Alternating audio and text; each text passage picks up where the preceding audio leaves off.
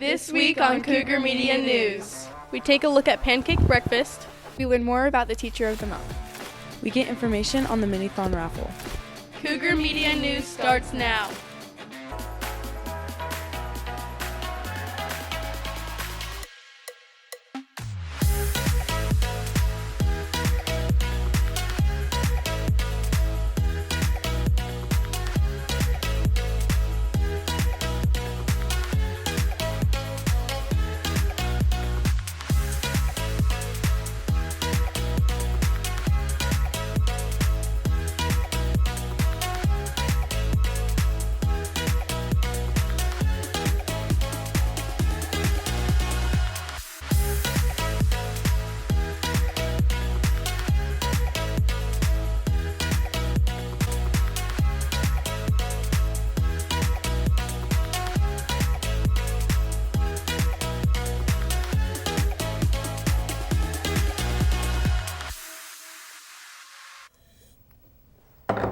Good morning, PHS. This is Brynn, Leonard, and Vida, back with the second Cougar Media News episode of the semester.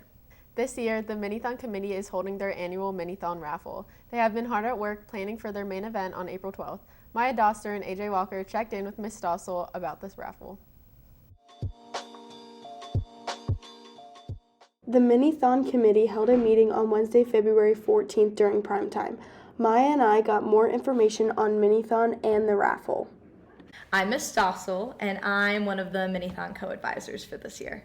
So Minithon itself is on April 12th. We're very excited about it. It'll be starting, if you want to do the volleyball tournament, around 1 o'clock and end probably around 10 o'clock or so. On March 8th, you must have $50 raised on donor drive, otherwise you will not be guaranteed a shirt for the event. By March 27th, you must have $400 raised in order to be a VIP. And by April 8th, you must be registered for Minithon, otherwise you will not be able to come to the event. So on Fridays, we're gonna have some raffle opportunities for Minithon that you can stay tuned for more information about from the announcements when Brynn goes on to the announcements and does our Minithon announcements. Can't wait to see you guys at Minithon. This is AJ Walker And Maya Doster reporting for Cougar Media News. If you would like to win the raffle, make sure to start fundraising. The kids need your help. Next Friday, the 23rd, is the FTK basketball game. Pop out to support the kids. The senior calendar of events is available on the information table in the atrium. There are very important dates that you need to be aware of. Stop by and grab a copy or take a photo of the form for your reference. On Saturday, February 10th, the Palmyra Theater hosted their annual Pancake Breakfast fundraiser. Chase Garrison, Brody Miller, and Molly Finken got a chance to recap this event and show us what it was all about. This past Saturday, February 10th, the cast of PHS's spring musical, Disney's Newsies, hosted and performed in their annual Pancake Breakfast fundraiser from 8 to 11 in the high school cafeteria. I'm Megan Arnold. I'm the production manager for Palmyra Theater.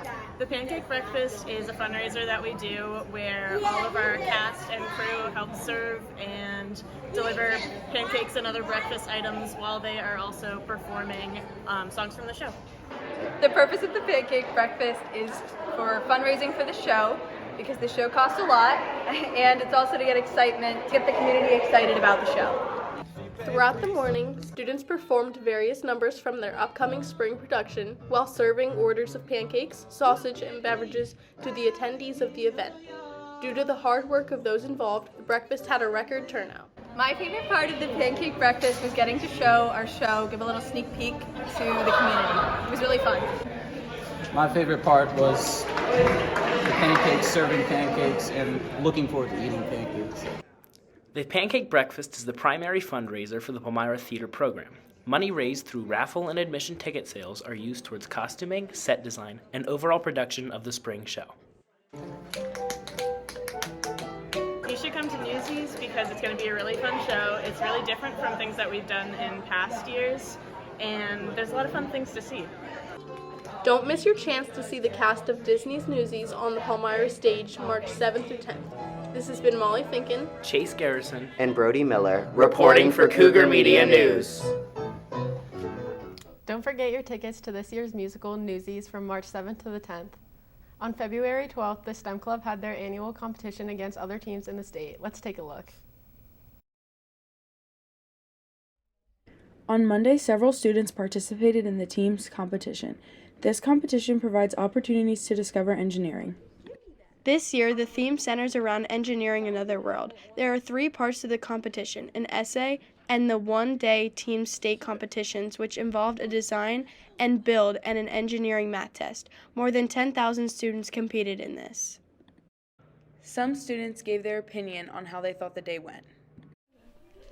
What do you think was the most challenging part of today? I think the most challenging part was the math test. Okay, what was your favorite part about today?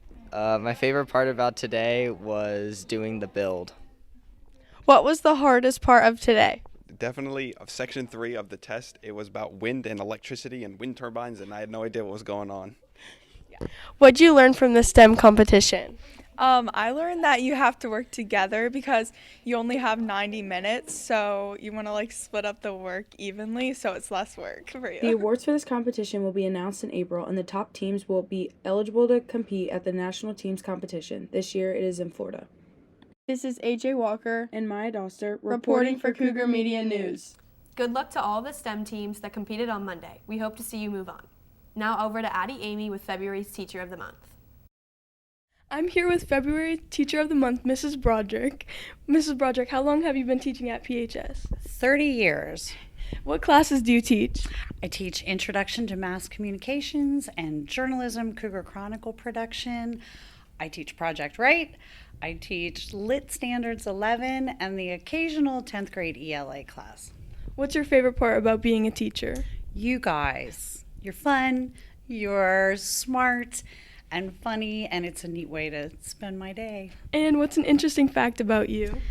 I don't know that this is a surprise, but both of my kids are getting married, so this is a busy, busy year for my family. So, thank you. Congrats, Mrs. Broderick. Now it's time for the Cougar Countdown with Lauren O'Brien. What's up, PHS? This is Lauren O'Brien bringing you this month's Cougar Countdown. On Sunday, February 11th, the Super Bowl between the San Francisco 49ers and the Kansas City Chiefs took place in LA. In overtime, tight end George Kittle momentarily left the field with a shoulder injury. The 49ers pulled ahead with kicker Jake Moody's 27-yard field goal, which gave San Francisco a 22-19 lead in overtime. Minutes later, Mahomes' 3-yard touchdown pass to Mecole Hardman ended in a 25-22 Kansas City victory. Monday, February 19th is President's Day. Established in 1885, it is known as George Washington's birthday, and we celebrate it every third Monday of February. Enjoy your upcoming day off. King Charles, age 75, has been diagnosed with cancer at Buckingham Palace, announced on February 5th. The palace did not specify what type of cancer the monarch has. The monarch has a history of good health, so this comes as a surprise to the royal family. That's all I have for you this week, PHS. Now back to Brynn and Julia at the desk. Thank you, Lauren, for sharing with us the events happening around the world. There will be open gyms for anyone interested in boys volleyball on Tuesday, February 20th and Thursday, February 22nd at the middle school gym from 3 to 5 p.m. Additional times for the last week of February will be provided at the initial open gyms. No experience is necessary and new players are welcome.